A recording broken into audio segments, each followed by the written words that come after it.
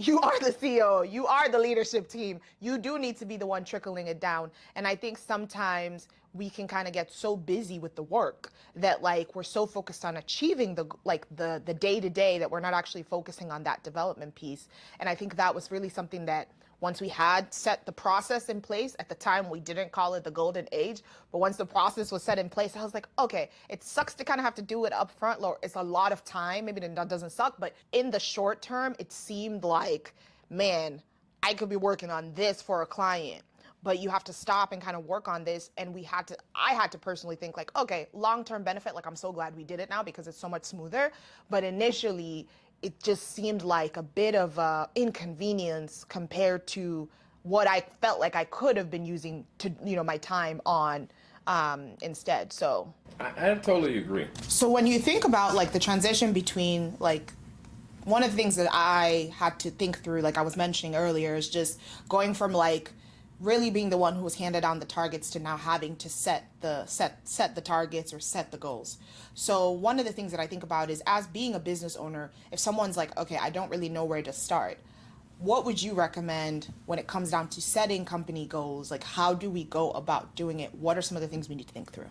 Yeah, so I think this is where the golden age process really helps businesses, whether you're in a small business, whether you're in a huge business, like going through this process really helps. And so when it comes to the goal setting piece, you start with what are the company goals? Mm-hmm. I mean, for example, when it came down to our firm, we really looked at and said, what are our goals? And we'll make sure it's in the show notes, but we created a document that just walks through, like, here's a workbook that helps people go through that goal setting process, because you could have financial goals, you can have operational goals, right. You can have, social impact goals, you can have different types of goals that you're really looking at. And so what you want to do is you want to really focus on, all right, what are the company goals overall? Mm-hmm. And then let's get very clear about how do we really set a goal. Yeah, that's good. So once you develop, and maybe this kind of leads us into the second factor of when, like you said, they could be revenue related, they could be operational, they could be social, whatever those goals are. So we've talked about, okay, this is how I would go through the process. This is what I would examine. When we think about metrics and really like measuring the goals and even how to set measurable goals, I think about like the key metrics. So can you talk a little bit about that? Like, what does that look like?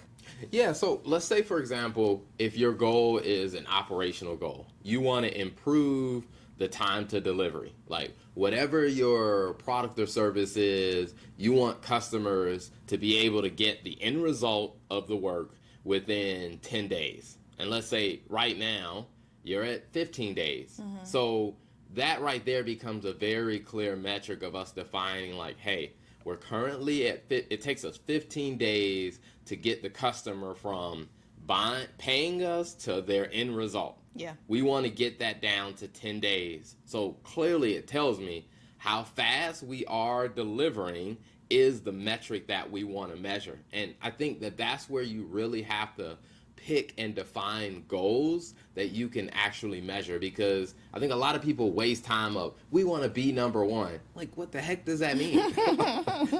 Or we want to be more inclusive. Right. And it's like, okay, all right, how will you know once you've actually achieved it? Mm-hmm. Unless you have something that is measurable. And then I think that there is a place for aspirational goals, like we want to be more inclusive, or we want to be more environment friendly, or we want to be a great workplace, right. And we want to improve our culture. Those are great aspirational things. And I'm not saying that an organization can't have those, but I'm like, if you're going to define the goals and then go through that process of how it's going to impact your talent management, you have to be more clear, and it has to be something we can actually define and we can measure.